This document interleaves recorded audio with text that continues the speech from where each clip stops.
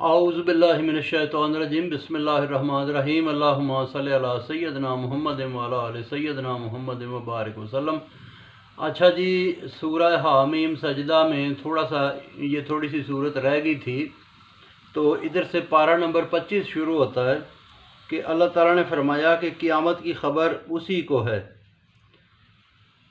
हर पैदाइश की खबर रखने वाला वही है, उस बिन कोई सुनने वाला नहीं, उस बिन खलासी नहीं।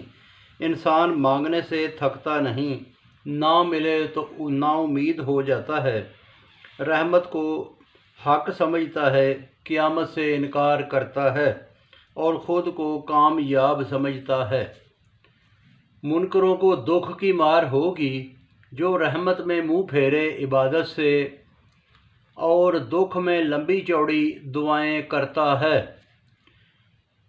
ठीक है ना जी, ये लोग जो है ना, इनको अल्लाह ताला ने कहा कि दुख की मार होगी। मुखालफत खुदाबंदी सबसे बुरी चीज़ है दुनिया में। सबसे बुरी चीज़ है मुखालफत खुदाबंदी कि अल्लाह ताला के बंदा कामों की मुखालफत करे। इंसानी जिस्म में निशानियां हैं, हक ताला की निशानियां मौजूद हैं जिस्म में, ये गवाही नहीं तो और क्या है।